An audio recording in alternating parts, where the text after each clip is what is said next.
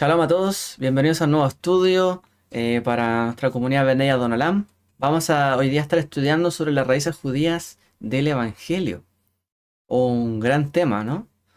Semanas atrás, ¿cierto? Antes de que me enfermara, em, estuvimos hablando sobre el tema de la evangelización para judíos, ¿cierto? Para gentiles, un poquito colocándolo en contexto, algunos desafíos, ¿cierto? Que presentaba también la evangelización. Y vamos a comenzar a ver ahora algunos temas sobre las raíces judías del Evangelio. Eh, Vamos a empezar de a poco, no vamos a ver tanta información de buenas a primeras, sino que vamos a tratar de ir desarrollando este tema, acompañándonos del libro, perdón, justamente que se llama Restaurando las raíces judías del Evangelio de David Stern, un erudito judío mesiánico que tiene este libro y la verdad bastante recomendable si lo pueden conseguir. Eh, en inglés es Restoring the Jewishness of the Gospel y en español Restaurando las raíces judías del Evangelio. Un poco difícil de conseguir, a ver si quizás podamos ver si los podemos conseguir para la comunidad. Aunque es difícil, por lo menos se puede comprar en Kindle, más fácil, pero está en inglés solamente. Eh, Porque la edición en español no la han sacado mucho. Pero bueno, ahí les dejo el dato. ¿Ya? Vamos a tomarnos de este estudio, o sea, de este libro, para ir desarrollando nuestro tema. Así que, ¿qué son las raíces judías del Evangelio? Nosotros, ¿cierto? Somos una comunidad judeo-mesiánica, una comunidad, ¿cierto?, que practica un judaísmo, sobre todo porque en principio fuimos fundados por un grupo de judíos creyentes en Yeshua. Y luego después fueron agregándose algunas personas, por ejemplo, que encontraban sus raíces judías, eh, es decir, raíces judías en cuanto a las familias, por ejemplo. Daban cuenta de que su familia había tenido conexión con el judaísmo y probablemente hayan sido los llamados criptojudíos o judíos ciertos conversos a otras religiones, también por la opresión, ¿cierto?, de la iglesia, la Inquisición, de ahí en adelante. Entonces, nuestro grupo partió así, y en general guardamos, ¿cierto?, nuestro servicio judío, de oraciones, ¿cierto? Y hemos tratado de aprender esa línea. Ahora, cuando nosotros hablamos de las raíces judías del Evangelio, va más allá de simplemente hacer un servicio más judío, ¿cierto? Estamos hablando de cuáles son las raíces, el contexto judío, de dónde derivan las palabras del Evangelio, ¿cierto? Y no solamente tiene que ver con aprender un poco de hebreo, como si fuesen raíces, digamos, hebreas, que significa que con aplicar el hebreo simplemente ya sabemos mucho más del Evangelio. No es así. A veces ese es el camino fácil, decir, bueno, ya sé un poquito de hebreo, digo un par de palabras hebreas, ya no digo Dios, digo Elohim, Elohim, o ya no digo, no sé, Señor, digo Adonai, etcétera. Tampoco consiste en eso, ¿cierto? Restaurar o conocer de qué consisten las raíces judías del Evangelio. Realmente tenemos que ir un poquito más allá, tenemos que estudiar el contexto, tenemos que estudiar a su gente, tenemos que estudiar también la doctrina que hay detrás, ¿cierto? Del Nuevo Testamento, de la Brit Hadashah, como le decimos nosotros. Y estudiar las raíces judías también del Evangelio no es simplemente identificarse, yo soy judío y por lo tanto ahora entiendo bien en qué consiste todo el Evangelio. No, también sea judío o no, quizás el judío está más cercano, ¿cierto?, a entender las palabras del Nuevo Testamento, del Evangelio, en un contexto un poco más adecuado. Pero la verdad es que todos tenemos que hacer un esfuerzo para encontrar esas raíces judías detrás de la escritura. Porque más que mal, Yeshua, ¿cierto?, fue judío, sus apóstoles fueron judíos, las escrituras tienen un contexto judío y una interpretación y todo un contexto, ¿cierto?, dentro de la cultura y la interpretación judía de las escrituras. Así que bueno, vamos a ver un poquito sobre este tema. Primero que todo, ¿Cómo podemos entender? Como les dije al inicio, vamos a ir paso a paso, o sea, vamos a colocar las cosas en su lugar. Yo sé que muchos de acá ya tenemos quizás tiempo estudiando todo esto, pero siempre es bueno repasar y ordenar nuestras ideas y también para la gente más nueva, sobre todo que se está conectando con nosotros últimamente, es bueno también aclarar algunos puntos. Así que, ¿cómo podemos entender estas raíces? ¿Cómo entender raíces hebreas? ¿Significa, como lo decíamos, simplemente entender el hebreo y ya? No, no es tan así. Lo primero sí es que tenemos que entender en plenitud el contenido del Evangelio de la manera en que pertenece a los judíos. O sea, eh, es decir, primero tenemos que entender el contenido total, general, que está escrito, ¿cierto?, en el Evangelio. El Evangelio es parte de las escrituras hebreas, o de las escrituras de Israel, de la Biblia, ¿cierto? Es parte de un todo. Es una continuación también, una interpretación de una aplicación de los profetas, del Antiguo Testamento, ¿cierto? O de la Tanaj, como se le llama en el judaísmo. La Tanaj, que significa Torah, Nebim, Ketubim, Torah, escritos y profetas. Entonces, tenemos que entender a plenitud el contenido, pero de la manera en que le pertenece a los judíos ese mensaje. O sea, para entender las raíces judías hay que ver de qué manera ese mensaje el judío podía decir en su momento, sí, este mensaje es para mí. Porque el mensaje de Yeshua fue hablado, de Jesús, ¿cierto? Fue hablado para el pueblo judío, a su gente, a las ovejas, ¿cierto? De Israel. Y el evangelio de Yeshua no fue dado para los gentiles. Si uno lo lee bien, fue hablado, ¿cierto? Dentro de Israel.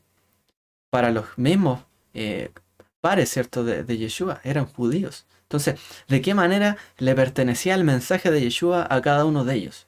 Es algo que tenemos que entender para realmente comprender estas raíces judías. Y lo segundo, que yo me estoy guiando, ¿cierto? Por este libro que les mencionaba, de David Stern. El segundo punto es entender la relación entre el pueblo judío y la iglesia. Entonces, primero entender de qué manera el judío entendía el mensaje y por qué era tan profundo y tan revelador el mensaje de salvación de un Mesías, por ejemplo, de la salvación, de la justificación por obra o por fe, por qué eso era tan importante para ellos, cómo lo entendían a la luz de la Escritura, qué tiene que ver allí la Torá, qué tienen que ver los patriarcas, las promesas, las profecías. Y también tenemos que entender luego la relación que tiene el pueblo judío y la iglesia. Es decir, podríamos decir el pueblo judío como los descendientes de Abraham, ¿cierto? Todos los que se han unido a, digamos, al judaísmo en sí. Pero no solo al judaísmo, sino que al pueblo judío como tal. El, Cuando uno, de hecho, define qué es el pueblo judío, es difícil. Muchas personas dicen, bueno, ¿qué es ser judío? ¿Es ser practicante de la religión? No solo eso. Es parte de una cultura, es parte de una etnia, la etnia, cierto, de los hebreos, pero también la gente de afuera podía convertirse. Entonces también es un tema cultural, religioso, social también, porque tiene que ver un modo de vida diferente. Entonces, ¿de qué manera se relaciona ahora una congregación, ¿cierto?, de personas que creen en un Mesías, ¿cierto?, en un Mesías judío, que es Yeshua, dentro del pueblo? ¿O cómo se relaciona con Israel, con el pueblo judío? ¿Cuál es la relación de los nuevos creyentes que no eran judíos con el pueblo, finalmente?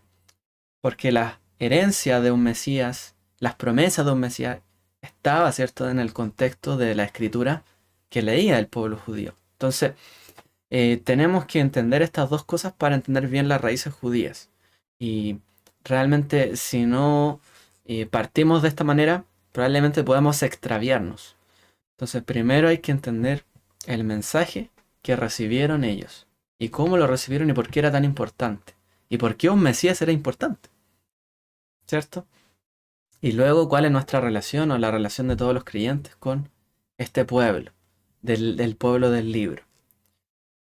Bueno, otro punto. Muchas veces cuando se habla de restaurar las raíces judías del Evangelio o las raíces, perdón, no las raíces judías en sí, cuando se habla de restaurar la iglesia en sí, Eh, a veces, ¿cierto? En los círculos cristianos también se habla de que la iglesia se ha desviado de su propósito y la iglesia necesita volver, ¿cierto? Ser restaurada, volver, por ejemplo, a la comunidad primitiva. Y de hecho esto yo lo he escuchado varias veces, que se suele hablar. Entonces, como aquí dice, comúnmente teólogos hablan de restaurar la iglesia a lo que fue en el siglo primero, la iglesia primitiva. A veces cuando hablamos de restaurar nuestra fe, en la iglesia se habla más de restaurar a una comunidad primitiva que a un concepto de restaurar el mensaje como tal o qué es lo que significó para ellos. Entonces, muchas veces el cristianismo es celoso, o los creyentes, ¿cierto? Son celosos para querer vivir como Dios manda, y quieren parecerse a esa iglesia primitiva que leemos en el libro de los Hechos, por ejemplo. Entonces, ¿qué es lo que buscamos? Restaurar el celo de los creyentes, ser celoso por la palabra de Dios. Sus vidas justas, andar en la justicia de Dios, ¿cierto? En toda palabra que recibimos del Mesías, etcétera. Seguir, tener la convicción como esa comunidad del primer siglo en seguir a Yeshua a cualquier costo. Estar dispuesto a dar la vida, a ser crucificado, a estar con los leones, a ser prisionero por causa de la fe. Entonces muchas veces hay quienes de hecho hasta anhelan querer vivir algo así, para poner a prueba su convicción. Otros lo ven como que esa comunidad del primer siglo era ferviente en oración. Por lo tanto, tenemos que volver a eso, ser fervientes, llenos del Espíritu Santo. Era una comunidad llena de la Ruach HaKodesh, del Espíritu Santo, o el Espíritu del Santo. Y otros apelan, ¿cierto?, a que hay que tener esa completa fe que ellos tenían, tan eh, dada, ¿cierto? O también otros hablan de la comunión entre la hermandad, cómo ellos compartían sus cosas unos con otros, ¿cierto? Vivían realmente de una manera solidaria, entendían la necesidad de todos, y cómo llegaron hasta un punto de entender que eran un cuerpo. Y otros también hablan de restaurar la iglesia para vivir esas experiencias y esos milagros que ellos vivían. Entonces, a veces restaurar, ¿cierto? La fe consiste en esto, que no está mal, de hecho está bastante bien cuando lo miramos de esta manera, ¿cierto? Es lo que también todos debiésemos procurar, vivir como esa comunidad. Ahora, más allá de lo anterior, como allí dice, existen aspectos externos del estilo de vida que debemos restaurar. ¿Habrá algo más allá de la vida de oración, de la vida de la justicia, del celo, de ser lleno del Espíritu, de tener fe, convicción y que sucedan milagros? ¿Había algo que ellos externamente practicaban, que ellos también aceptaban, ¿cierto? O que debamos restaurar? ¿Hay un estilo de vida que ellos tenían, o días que a lo mejor celebraban, o cosas con las que se identificaban que también tengamos que restaurar? Además, ¿cierto? De lo que es propiamente eh, nuestra vida como nuestra disciplina como creyentes. Hay aspectos doctrinales que ellos aceptaban y los creyentes posteriores simplemente ignoraron. Luego, habrá algunas cosas, ¿cierto?, que nosotros tengamos que volver a ellas, doctrinas que ellos sí aceptaban y que nosotros, a lo mejor como creyentes en el siglo XXI o la cristiandad del siglo XXI, o quizá la cristiandad del siglo IV ignoró que esa comunidad primitiva sí entendía y aceptaba. Entonces, cuando hablamos de restaurar las raíces judías, también apuntamos a esto. Más allá de restaurar el mensaje del Evangelio como el mensaje puro en sí, que eso es correcto, también está el hecho de entender cómo ellos recibieron y adaptaron el Evangelio, ¿cierto? La buena nueva, la Besorá. Evangelio es Besorá en hebreo, una buena noticia. Cómo recibieron la buena noticia, ¿cierto? De la salvación, del perdón de pecados, para sus vidas. Entonces, habrán algunas doctrinas que ellos no, eh, ellos sí entendían y que nosotros no entendemos hoy día. Entonces, todas estas son preguntas de que tenemos que hacernos. Y hoy día vamos a hacer bastante de estas preguntas. ¿Podemos entonces restaurar una iglesia primitiva? Esta es una gran pregunta. ¿Podemos nosotros hoy día? ¿Puede la iglesia hacer este esfuerzo? ¿Restaurar una iglesia primitiva? Probablemente muchas comunidades están intentando esto. Están tratando de apuntar hacia allá. Ese es el foco, el ejemplo. Pero hay algunos peros que tenemos que entender. Debemos entender el Evangelio y las palabras del Brit Hadashah, Nuevo Testamento, poniéndonos en el lugar de los oyentes, ¿cierto?, del siglo I, sobre cómo entenderían y aplicarían esas enseñanzas. O sea, primero para restaurar una iglesia primitiva, tenemos que ponernos en el lugar de ellos. ¿Qué es lo que ellos comprendieron, entendieron cuando escucharon estas noticias? Ahora, no solamente es qué es lo que yo entiendo que ellos entendieron, sino cómo ellos recibirían el mensaje, qué entenderían y cómo aplicarían ellos, en su época, esas enseñanzas, por su contexto, digamos, religioso, social, cultural. Cómo ellos iban a aplicar el mensaje del Evangelio. ¿Qué significaba para ellos aplicarlo? Entonces, para realmente restaurar una iglesia primitiva, debemos entender qué es lo que ellos entendían que tenían que hacer, en otras palabras. Ahora, por otro lado, aplicar el Evangelio de la misma manera en que lo hubieran hecho ellos, significaría restaurar, por ejemplo, un estilo de vida del siglo I. A lo mejor cocinar en barro, por ejemplo. Vivir de una manera precaria. Trabajar para terratenientes. Y, no sé, tener políticos religiosos mezclados que mezclaban la vida religiosa con el tema político. No sé, tener que recorrer grandes o apartarse en comunidades para vivir realmente como ellos vivieron. Aislarnos del mundo. Tendríamos que aplicar un sentido cultural, social, religioso. Pero todo eso se convertiría en una carga para los creyentes. Pues los tiempos y circunstancias cambian. Hoy día no vivimos como la gente en el primer siglo. Tenemos muchas más comodidades. Tenemos una silla. Ellos no tenían sillas. Una pantalla. Ellos no tenían pantallas. Entonces, querer aspirar, por ejemplo, a restaurar la iglesia primitiva o a restaurar las raíces judías, hebreas, como también se llaman del Evangelio, no significa que tengamos que vivir a lo mejor un Pesaj sentado en el piso, en el suelo, que cada persona llegue a la comunidad a lo mejor con una sandalia, eh, no sé, de paja, que llegue con los pies sucios para tener que lavarlos allí en el Pesaj. No se trata de eso. De hecho, todo eso sería una carga. Si realmente pretendiéramos que no es que hay que vivir como vivieron los apóstoles, hay que dejar de trabajar, hay que dejar a la familia, hay que seguir a un maestro, seguir la fe y abandonar todo el resto de cosas. O sea, si realmente nosotros planteáramos que restaurar todo significa vivir al pie de la letra, lo mismo que ellos vivieron en ese contexto, estaríamos poniéndole una carga a los creyentes. Y no estaría bien. Porque los tiempos, las circunstancias cambian. Hoy día tenemos muchas más facilidades para vivir, ¿cierto?, la vida que nos plantea nuestro maestro. Eh, Obviamente tenemos dificultades, claro que sí. No todos son facilidades, también tenemos nuestras dificultades y todos luchamos, ¿cierto?, contra este siglo, el siglo que nos toca vivir y los desafíos que presenta. Entonces, debemos entender las escrituras apropiadamente y aplicarlas de la mejor manera a nuestra situación, nos dice David Stern. Y yo concuerdo con él en este sentido. Debemos realmente entender la escritura apropiadamente, entender qué es lo que nos quisieron decir o qué les quisieron decir a ellos. Hay una frase que me gusta mucho de Rico Cortés, que lo escuché en una de sus conferencias.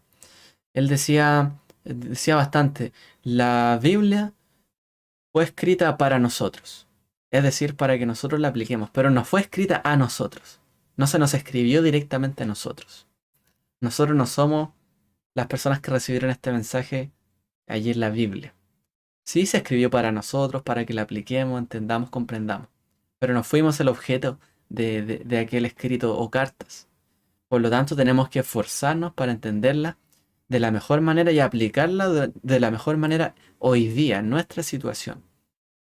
Entonces, restaurar las raíces judías del Evangelio no significa que empecemos a vivir como el judío del primer siglo. No significa eso. No significa que vivamos como ellos para entender en sí el mensaje, sino entender cómo fue el mensaje, qué es lo que significó para ellos y cómo hoy día lo podemos aplicar. ¿ya? Entonces, no podemos irnos de este foco porque pasa.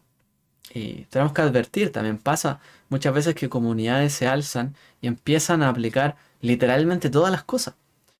Y eso es un peligro, porque realmente están poniendo cargas, muchas veces que la gente no entiende, un sinsentido, o incluso muchas veces los rituales judíos terminan siendo un sinsentido para muchos, porque no entienden por qué hacemos cada cosa, cuál es el objetivo, y piensan que es el deber ser y tiene que ser así, de esa manera, porque si no está todo mal, y si no vivimos como lo plantea las raíces judías y todo, la comunidad, cómo tenemos que desenvolvernos, estamos todos mal. Entonces eso no es en sí el camino. Hay un ministerio que yo lo he escuchado, no conozco tanto. Se llama Amishab, que tienen este estudio de la Biblia, estudiando la Biblia palabra por palabra, si no me equivoco, que se llama.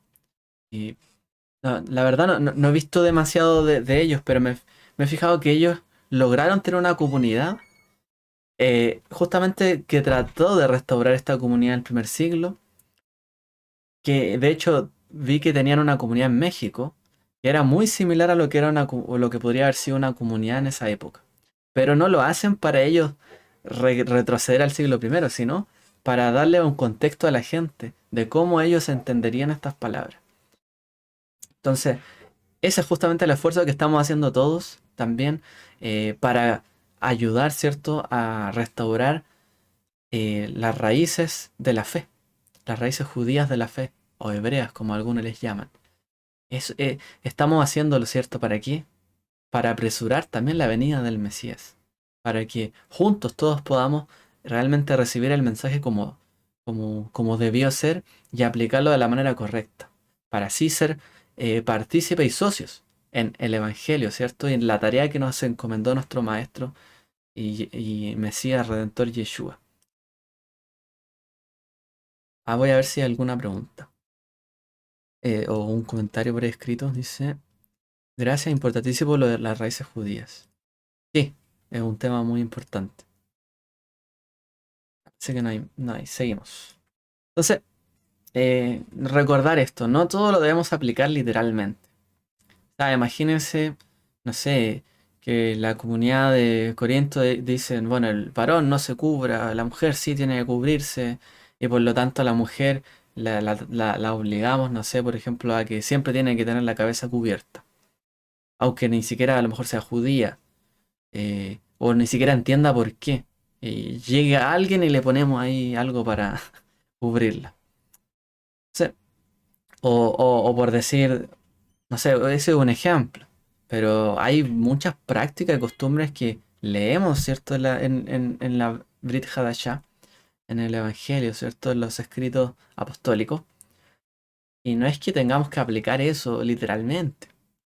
Ellos sí ellos sí a lo mejor vestían diferentes, usaban vestidos diferentes. Entonces, yo no puedo llegar y aplicar eso a hoy día, sin entender primero quizás qué significa. Y si lo que yo estoy haciendo a lo mejor tiene sentido que también lo guarde. Entonces, no podemos llegar y aplicar el Evangelio ni nada, ¿cierto? Literalmente. Realmente tenemos que entender bien su contexto antes de llegar y soltar ahí el pincel y llenar de colores. La ideal, ¿cierto? Es saber, voy a utilizar esto para que nuestra vida también sea una buena obra, ¿cierto? Vamos. Seguimos entonces avanzando. ¿Qué cosas? Si se fija, nos estamos planteando bastantes preguntas. De eso se va a tratar todo lo que veamos hoy día en general. Muchas preguntas. Algunas tendrán respuestas. Otras, ¿cierto? Es para la reflexión personal. ¿Qué cosas fueron evidentes para los judíos que escucharon el mensaje del Evangelio que a nosotros se nos oscurece entender? Esas son las raíces judías del Evangelio en sí. Eh, no se trata, ¿cierto?, de querer vivir como ellos, en general, como todo, de tratar de vestirnos con el mismo ropaje, etcétera. No es eso. ¿Qué es entender las raíces judías? Bueno, ¿qué cosas para ellos fueron evidentes cuando leyeron esta escritura que nosotros no entendemos cuando las leemos hoy día? Esas son las raíces judías que estamos buscando, ese mensaje que ellos realmente entendieron cuando ellos leían. Porque hoy día la palabra nos sirve para edificar, ¿no es cierto?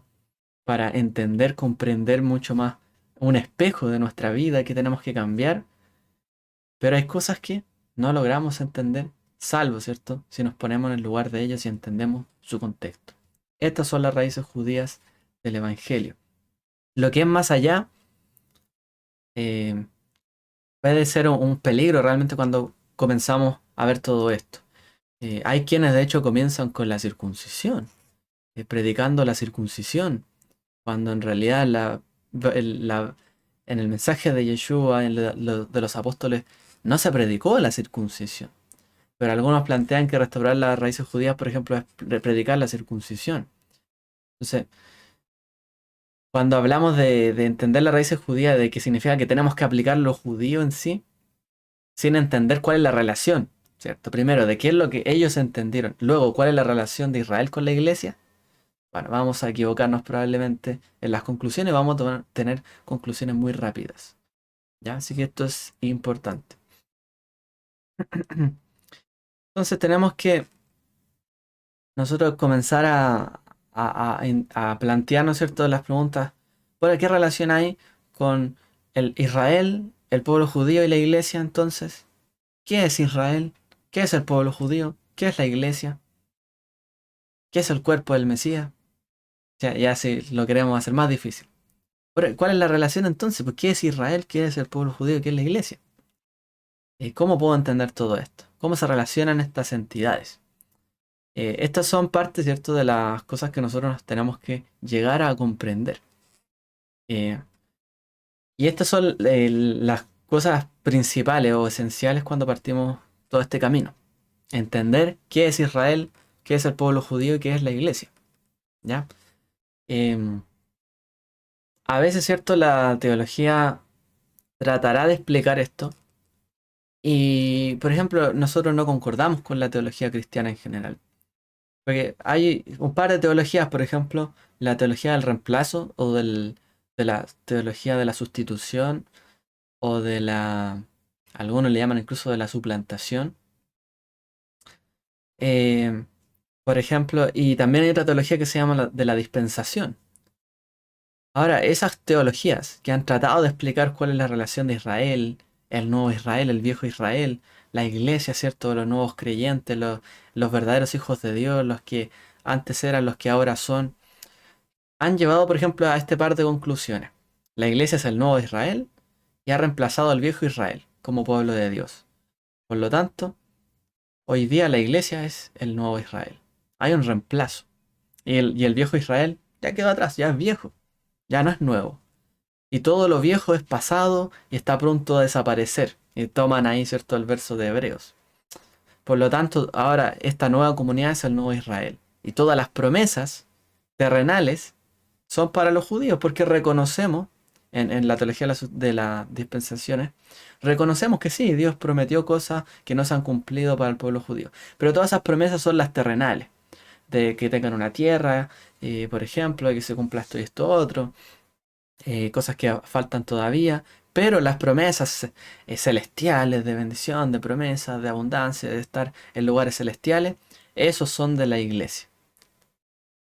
Entonces, finalmente, esto ha llevado de hecho a una rivalidad y muchas veces la iglesia, creyendo ser superior también al pueblo judío, al Israel, ser el nuevo Israel, desplazaron a Israel no solamente a través de una teología, sino muchas veces físicamente, a través de violencia, a través de discriminación, a través de odio y antisemitismo finalmente. En un momento de la historia, la iglesia dijo, no quiero saber nada más con los judíos.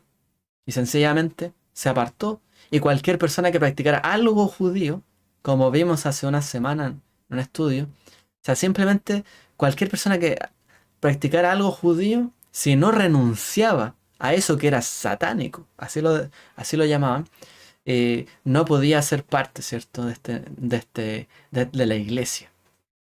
Y si practicaba, estaba maldito prácticamente. Entonces todo lo judío era del enemigo, ¿cierto? Y todo lo no judío finalmente que era parte de la iglesia y sus promesas, eso era lo que les correspondía. Entonces finalmente estas teologías que tratan de de explicar cuál es la relación de Israel con el pueblo judío y la iglesia, terminaron en desastre. Terminaron dividiendo a la iglesia en sí, separándola de donde debía estar y también separando a los creyentes y haciendo más difícil todavía el mensaje del evangelio que impacte en la vida de la gente. Finalmente se hizo una evangelización por la coacción, a través de obligar a las personas, vender salvación, o muchas veces vender miedo, terror, venderles la muerte, o te conviertes o mueres. O sea, lamentablemente si no entendemos bien esta relación desde el inicio, luego, ¿cierto? Se puede prestar para discriminación, odio y conclusiones que terminen en verdaderos desastres.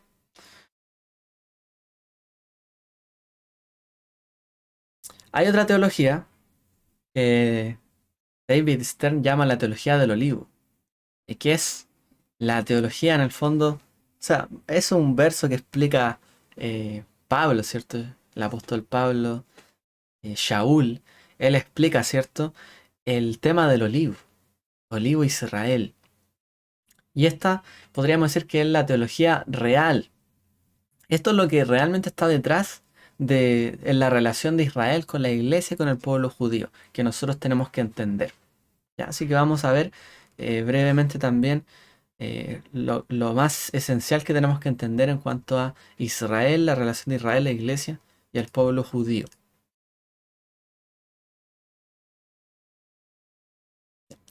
Dice, y si la parte separada de la masa, y si la jalá en hebreo, ¿cierto? Es santa, también lo es toda la masa. Y si la raíz es santa, también lo son las ramas. Pero si alguna de las ramas fueron desgajadas, y tú, siendo olivo silvestre, fuiste injertado en ellas, y fuiste hecho participante con ellas de la rica savia de la raíz del olivo, no seas arrogante para con las ramas. Pero si eres arrogante, recuerda que tú no eres el que sustenta la raíz, sino que la raíz es la que te sustenta a ti. Dirás entonces, las ramas fueron desgajadas para que yo fuera injertado. Muy cierto, fueron desgajadas por su incredulidad, pero tú por la fe te mantienes firme. No seas altanero, sino teme, porque si Dios no perdonó las ramas naturales, tampoco a ti te perdonará. Mira pues la bondad y la severidad de Dios. Severidad para con los que cayeron, pero para ti bondad de Dios si permaneces en su bondad. De lo contrario, también tú serás cortado, y también ellos, si no permanecen en su incredulidad, serán injertados, pues poderoso es Dios para injertarlos de nuevo. Pero si tú fuiste cortado de lo que por naturaleza es un olivo silvestre, y contra lo que es natural fuiste injertado en un olivo cultivado, ¿cuántos más estos, que son las ramas naturales, serán injertados en su propio olivo? Porque no quiero, hermanos, que ignoréis este misterio, para que no seáis sabios en vuestra propia opinión, que a Israel le ha acontecido un endurecimiento parcial hasta que haya entrado la plenitud de los gentiles, y así todo Israel será salvo. Romanos 11, 16 al 26. Este texto es muy importante para entender la relación de Israel, la iglesia y el pueblo judío. Realmente, Pablo nos está diciendo quién es Israel, quiénes son los gentiles creyentes, cómo se han convertido, ¿cierto?, en parte también de este olivo, y quiénes son los que están desgajados, pero que pueden ser reinjertados. Entonces aquí hay grandes misterios, como dice Pablo, y tenemos que comprender este punto. ¿Ya? Entonces, estamos, ¿cierto?, en el contexto de entender las raíces judías del Evangelio. Lo que tenemos que entender del verso que leímos recién, que Pablo nos explica que el olivo de Dios, que Dios cultivó, es Israel.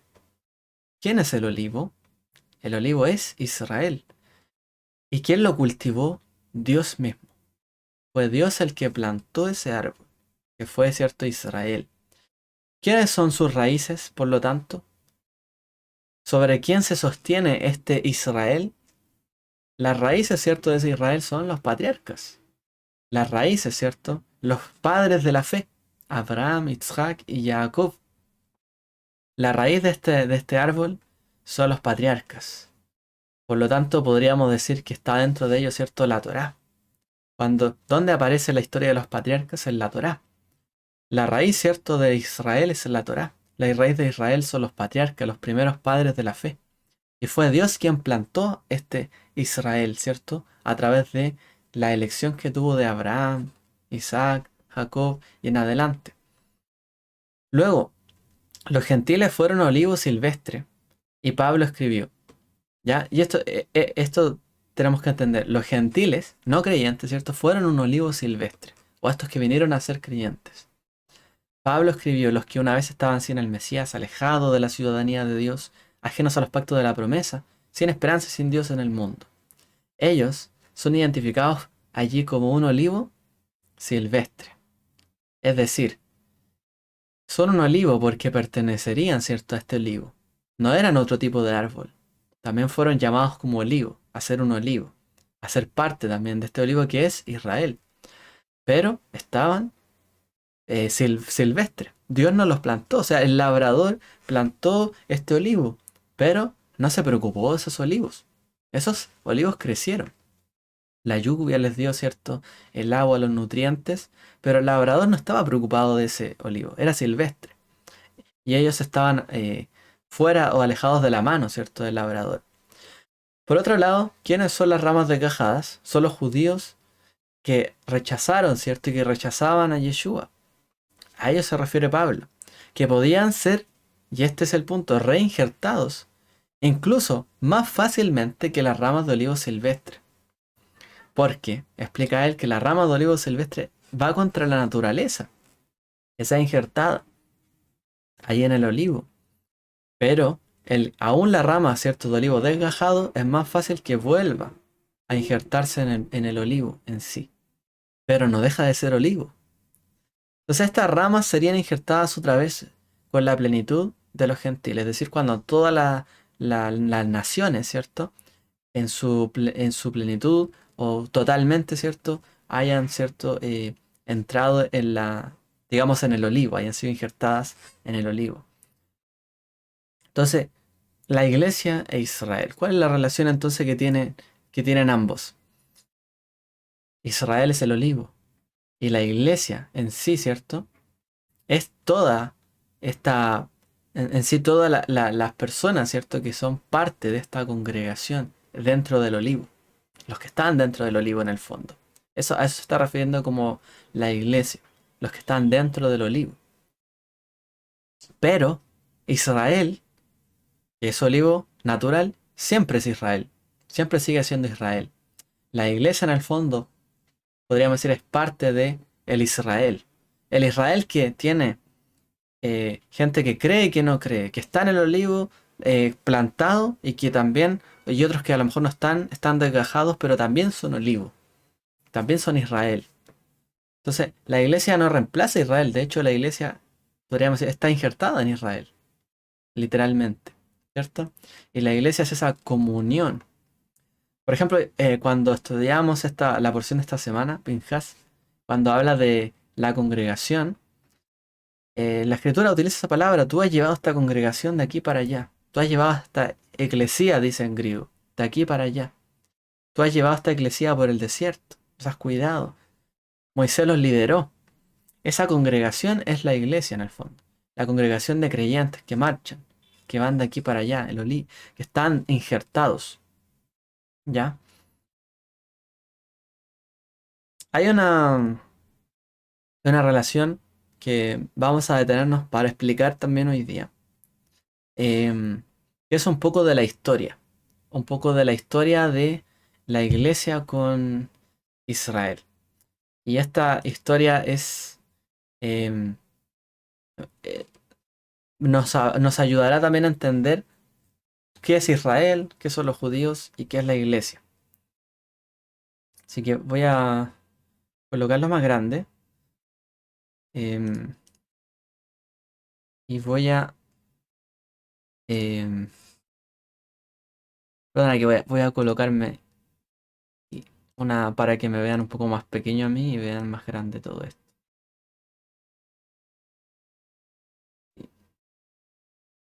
Perdón, ahí estoy viendo un tema técnico. Más que nada para que vean más grande la imagen, que vamos a ir explicándola. Ha sido esta relación en el fondo en el tiempo. Ya, ya ahí sí, ahí para que vean más grande, ahí más pequeñito. Entonces, em, ¿qué es lo que pasó con los judíos, con la iglesia, con Israel? Y esto es lo que vamos, esto es la explicación en el fondo de lo que nos explicó Pablo en esos versos, ¿cierto?, del libro de Romanos. Vamos a ir entonces hablando un poquito de esto. Este es el árbol, este que está, ¿cierto?, a un costado mío, la figura uno es el árbol, ¿cierto?, que representa el árbol del olivo cultivado, que nos está hablando Pablo.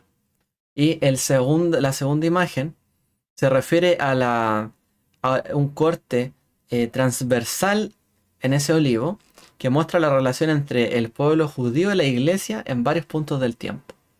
Es decir, los judíos y la iglesia. ¿Ya? Entonces vamos a ir viendo un poquito qué es lo que pasó en la historia y por qué, ¿cierto? Hoy día llegamos hasta donde llegamos. Y con estas ideas vamos a cerrar también el estudio de hoy. Entonces, ¿qué es lo que pasó aquí? ¿Qué es lo que nos podemos nosotros explicar? El olivo que Dios cultivó es Israel. Y como dijimos, sus raíces son los patriarcas. Entonces aquí nosotros estamos viendo.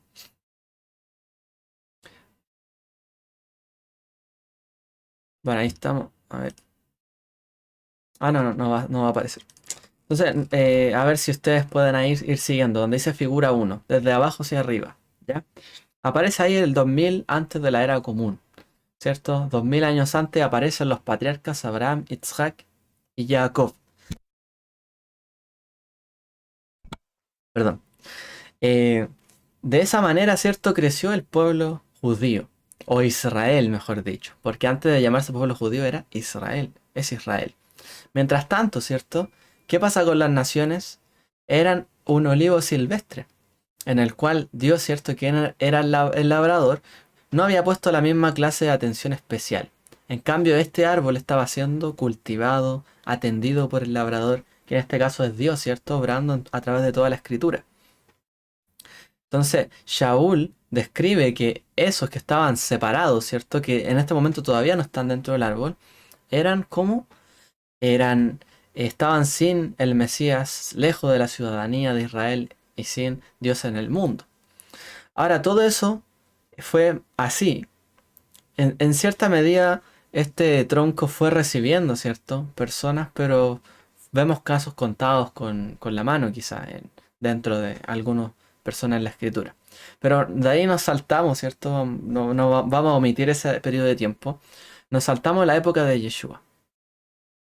Vemos ahí en el año 25 de la era común, el pueblo judío. Yeshua, sus discípulos, los primeros gentiles. Después, dice, de Pablo, en un momento. Entonces, hay un momento ahí donde la iglesia, que ahí se ve cierto esa rama, y los judíos estaban o son parte de el mismo árbol. Ya eso es en la época de Yeshua. Cuando vino Yeshua, él estaba en el centro del árbol. Él era, ¿cierto? El que iba a firmar al pueblo, ¿cierto? De judío o al pueblo de Israel con también las naciones. Iba a traer una gran salvación. Él era el judío ideal y ejemplar. Y él reunió, ¿cierto?, a sus discípulos alrededor. Yeshua tomó a sus talmidim. Él murió y resucitó entre los muertos y ascendería, ¿cierto?, a los cielos. La comunidad a partir de allí creció, ¿cierto? De 120 que habían reunidos a 3000, por ejemplo, como aparece en el libro de Hechos. Luego 5000 más se añadieron y su número continuaba incrementándose. Entonces, este Israel en sí, ¿cierto? Empezó a ver, ¿cierto? Esta unión, pero también muchos judíos, podríamos decir en este momento, estaban creyendo en Yeshua. Ahora, esos judíos eran parte del árbol, eran parte de Israel. O sea, nunca estuvieron en otro lugar. Ya eran la misma parte del árbol que se estaba desarrollando. Es decir, las promesas de los patriarcas, ellos estaban viendo cumplidas. Así, estaban alimentándose de las promesas de la raíz de la savia del árbol, y todo este árbol estaba siguiendo su camino para llegar a ser ramas, para llegar a dar frutos, etc. Ahora los judíos que no eran creyentes reaccionaron en contra de los judíos, ¿cierto? Y los alejaron de, de Jerusalén directamente. Mientras tanto, ¿cierto? Cuando pasaba eso, venían los creyentes gentiles, como Cornelio, ¿cierto? Y empezaban de a poquito a agregarse. La figura, ¿cierto?, de Cornelio y en Antioquía, por ejemplo. El caso de Antioquía. Aunque Jerusalén mismo, en Jerusalén mismo, los judíos creyentes, o judíos nazarenos, podríamos llamarles también, o judíos mesiánicos hoy día, llegaron a ser cientos de miles, celosos de la Torá, como dice el libro de Hechos, los viajes, ¿cierto?, de Shaul y otras campañas misioneras para las naciones, pronto llegaron, ¿cierto?, a ser una mayoría. O sea, en un momento eran decenas de miles judíos creyendo y cientos de miles probablemente en algún momento, pero en un momento la iglesia, injertada, ¿cierto?, en este árbol, empezó a ser cada vez más grande, cada vez mayor y cada vez mayor. Sin embargo, los creyentes judíos todavía, ¿cierto?, eran todavía aceptados por el pueblo judío como una parte de la comunidad judía. O sea, todavía en ese momento los creyentes eh, judíos, ¿cierto?, eran aceptados dentro de la comunidad judía en general, en ese momento. ¿Ya? Eso fue antes de la destrucción del año 70, de la destrucción del templo. Entonces hasta aquí, ¿cierto?, llevamos un poquito de historia. Sin embargo, ¿cierto?, para cuando Shaul escribió la carta de Romanos, esta carta, estaba claro que la mayoría de los judíos estaban rechazando a Yeshua, por lo que él escribe, de hecho. Y Shaul, ¿cierto?, llama a esas ramas del olivo cultivado que habían sido desgajadas. Sin embargo, él advierte a los creyentes gentiles que no debían llenarse de orgullo, ¿cierto?, desmedido al haber sido injertado. Entonces ahí vemos, ¿cierto?, la iglesia gentilizada como injertada en Israel. No debía, ¿cierto?, llenarse de orgullo, ni imaginarse que ellos mantenían una posición y no iban a ser desgajados. No, sino que le dice únicamente por la fe. Están manteniéndose aquí, en este árbol. O sea, no pueden abandonar esa fe. Pero las ramas desgajadas, es decir, los judíos que no creían en Yeshua o que lo rechazaban, podrían ser reinjertadas nuevamente por la fe. Es decir, si tú estás sostenido por la fe, si ellos vienen a la fe, pues también pueden ser injertadas nuevamente. Con las propias ramas del árbol, que es incluso más fácil. Y uno espera que incluso el fruto de las ramas cultivadas sea mejor que el de las ramas silvestres, les dice Pablo. Obviamente, eso depende del Eterno. Pero lo que es importante para Shaul es que estas ramas naturales iban a ser injertadas nuevamente, como dijimos, cuando viniera la plenitud de los gentiles. Con el paso del tiempo, para los judíos creyentes, experimentaron un cambio muy fuerte. Las cosas se pusieron difíciles en Roma, ¿cierto? Y los judíos tuvieron que entender la profecía de Yeshua, que les dijo que cuando vieran Jerusalén rodeada de ejércitos tenían que salir, ¿cierto?, de allí. Tenían que saber que iba a ser destruida y tenían que huir a los montes. Salir de la ciudad, ir a los campos y no detenerse. Entonces Yeshua les dio esa profecía y ellos salieron de Jerusalén finalmente. Y de esta manera salvaron sus vidas, de hecho. Ellos huyeron a la ciudad de Pela, ¿ya?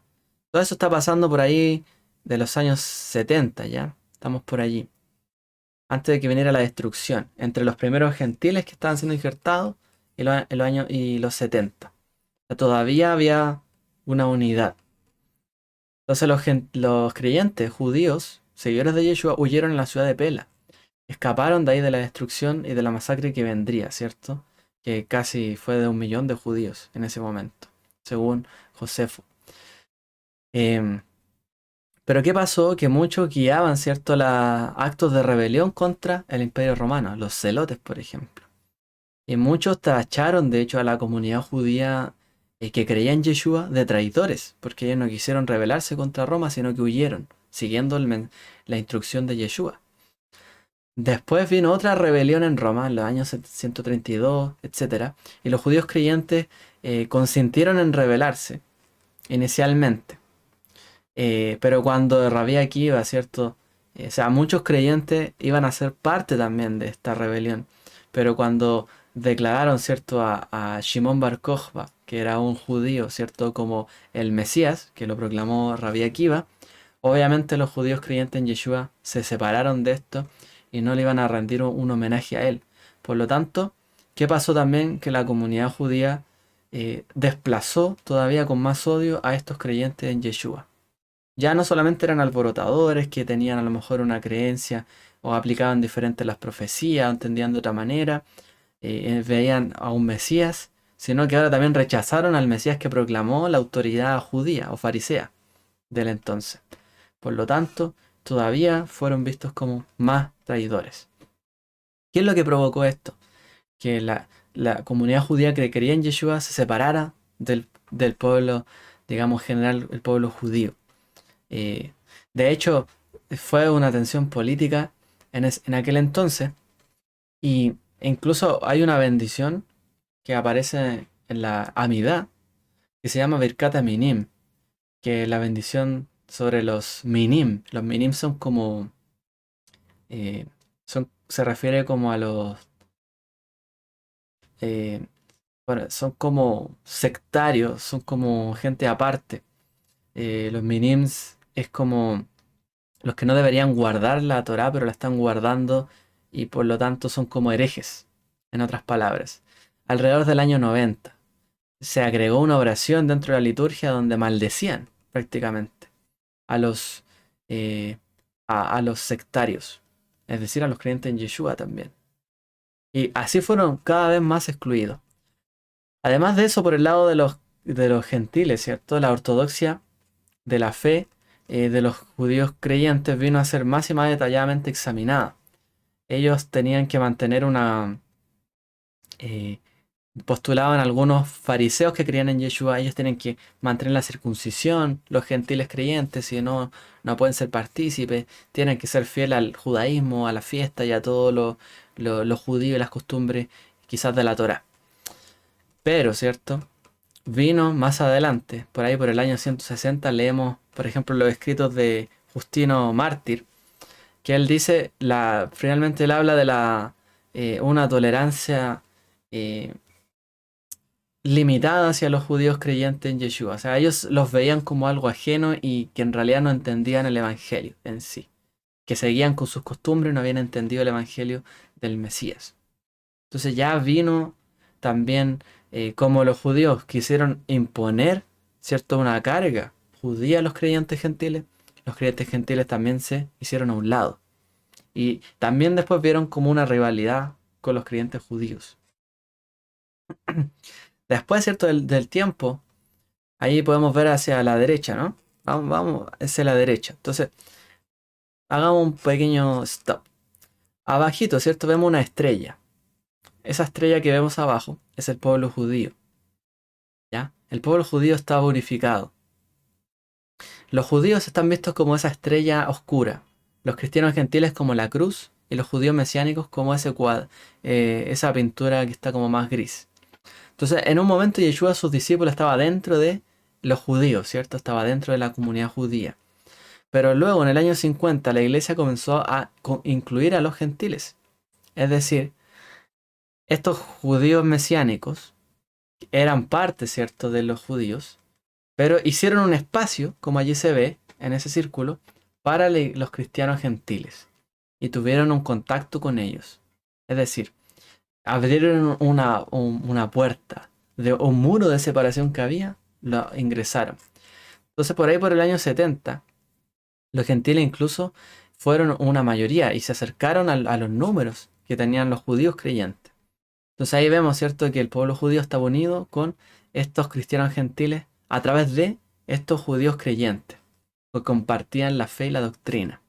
Pero ya como dijimos, en el año 350, la iglesia se fue gentilizando y en el siglo IV los judíos deberían renunciar a todas sus costumbres en la iglesia.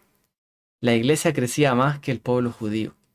Cada vez se hacía más grande la iglesia y el pueblo judío se mantenía en números muy bajos. Más adelante nos saltamos, ¿cierto? Una época bastante larga.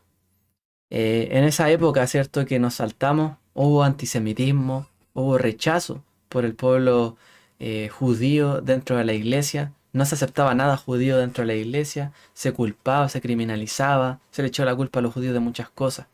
Pero nos saltamos una época hoy día, por ejemplo, 1988, donde hay un judaísmo mesiánico restaurado. Nuevamente empieza, ¿cierto?, a nacer esta intersección que son los judíos mesiánicos entre la iglesia y el pueblo judío. ¿Y cuál es el plan último? Como decía Pablo, que todo Israel sea salvo al final de los días. Es decir, que nuevamente, ¿cierto?, las ramas del pueblo judío vuelvan a ser injertadas. Por eso vemos ahí arribita, ¿cierto?, como esas ramas. Vemos nuevamente ramas injertadas. Todo Israel será salvo. Israel y la iglesia compartirán un punto en común. Ese punto en común podríamos decir que es la iglesia, en el caso de la derecha. Los cristianos gentiles, los judíos y los judíos mesiánicos están ahí separados. Y podríamos decir que la iglesia es ese conjunto, esa intersección entre los judíos creyentes y los cristianos gentiles. Y en el cuadro de la izquierda vemos que la iglesia está dentro de Israel, porque comparte la herencia que es Israel. Y los judíos también son parte de Israel. El Israel en el fondo es el Israel que Dios cultivó, que Dios habló a través de los profetas en la Escritura. Es el Israel esperado que el Eterno plantó y cultivó y espera y puso las promesas y todo el cumplimiento. Los judíos son los herederos, ¿cierto? Por naturaleza, por herencia de Abraham, de estas promesas de Israel. Y judíos podríamos decir que se les llamó así porque ya tomaron una identidad dentro del legado de Israel, una identidad propia, que es diferente a la identidad de la iglesia. La iglesia viene de afuera, ¿cierto? No viene de adentro de Israel. Por lo tanto, como decíamos al inicio, ponerles carga, ¿cierto?, de práctica que el judaísmo ha desarrollado a través de la Biblia, ¿cierto?, iba a ser demasiado para ellos. Entonces, hay un compartir unidos dentro de Israel. De eso se trata este cuadro, para llegar así al punto final. Entonces, ahí puede verlo. Sáquele ahí un pantallazo si quiere echarle a una captura de pantalla, si quiere mirarlo de nuevo, véalo. Bien interesante ver este cuadro. ¿Cuál es el plan que nos habla Shaul del árbol del olivo, del principio al final? Y vamos a ir a concluir con este estudio. Entonces, solo existe un olivo cultivado que es un solo Israel. Tenemos que entender que no hay más Israel, hay un Israel, que es el olivo cultivado. Las ramas injertadas están incluidas en la ciudadanía de Israel por la fe en el Mesías. Entonces las ramas están ahí incluidas por la fe en el Mesías, de aquellos que son que venían de las naciones. Y están incluidas en la ciudadanía de Israel, ¿ya? Por la fe en el Mesías. Pero ellos no son un nuevo Israel. No son, ¿cierto? Junto con los creyentes judíos, los cristianos creyentes y los judíos creyentes son el nuevo Israel. No. Los judíos, cualquiera sea su origen, siguen siendo Israel. Pero Pablo lo habla como un judío o una rama desgajada, pero sigue siendo del olivo natural. Pero no hay un nuevo Israel, sino que la iglesia está dentro del Israel, dentro del mismo plan que hay a lo largo de todas las escrituras. Vienen a ser injertados dentro de este plan, de la ciudadanía. Son, por así decirlo, si esto fuera el antiguo reino de Israel, serían como israelitas. Eh, o extranjeros que residen en medio de Israel, que viven y viven como y buscan aprender de la cultura nativa y vivir, ¿cierto? Porque allí sabe que va a vivir mejor. Es como un extranjero que va a otro país, ¿cierto? A vivir allí. Las ramas de cajadas todavía tienen identidad de Israel. Y eso no lo tenemos que olvidar cuando entendemos las raíces judías. Las ramas de cajadas todavía son Israel. Dios está preservándolos milagrosamente para que no se sequen a fin de que sean reinjertados. Es decir, todo el poder de Dios actúa. ¿Para qué? Para que entre la plenitud de los gentiles, pero también para preservar al Israel, que son los judíos, ¿cierto? Que los judíos son ese Israel, para preservarlo y que puedan volver a ser injertados en cualquier momento. Y eso es un gran milagro. Y ahí vemos cómo, aun cuando hubo rebelión de parte del pueblo, de la casa del norte, de la casa del sur, todavía Dios seguía manteniendo una promesa sobre toda su descendencia, hasta el día de hoy. Tanto judíos creyentes como judíos no creyentes y los gentiles injertados tienen una participación en el desarrollo de un solo Israel. Es decir, hoy día todos, ¿cierto? Tanto los judíos que son creyentes, judíos mesiánicos, podríamos decirle, como los gentiles injertados, incluso los judíos que son en Israel también, que no son creyentes en Yeshua, todos tenemos una participación dentro de este olivo que es Israel. Y hay un desarrollo, ¿ya? Entonces, todos estamos desarrollando un papel, un rol dentro de este Israel. Y hay promesas para ambos. Esto es importante. Aún así, hay promesas de salvación corporativas e individuales. Pero las promesas individuales de salvación son para todos. Si nos arrepentimos, si creemos, Él nos salva, nos libra, nos da su salvación. Justifica, ¿cierto? Nuestra vida prácticamente con el perdón de pecados cuando nos arrepentimos.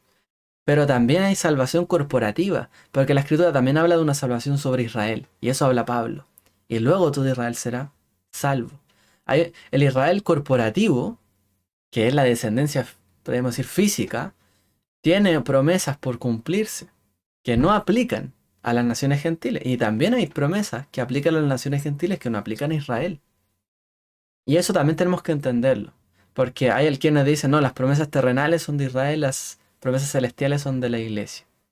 No, hay promesas que cada uno tiene, promesas, ¿cierto?, de salvación individual, pero también hay promesas corporativas de Israel y de las naciones. Hay cosas que Israel y la descendencia de Israel heredará y otras cosas que las naciones heredarán. Pero cada uno tiene parte de este Israel, que es el olivo. El olivo en el cual hoy día estamos injertados. Así que bueno, vamos a dejar hasta acá el estudio. Para no extendernos demasiado y entrar en tanto detalle que ya di, yo creo, poco detalle. Y vamos a continuar, ¿cierto?, en la siguiente semana desarrollando este tema. Lo importante es que vayamos entendiendo las raíces judías en un contexto adecuado para no apresurarnos, ¿cierto? No confundir que las raíces judías es simplemente identidad judía, ¿no? Entender también el propósito que hay detrás, que es Israel. El propósito es restaurar Israel. E Israel va a ser restaurado para su descendencia que tiene promesas, pero también para un gran grupo de gente de las naciones que también ha sido injertada y toma identidad junto con Israel. Ciudadanía junto con Israel, forma parte de las promesas, pero también tiene un rol que cumplir.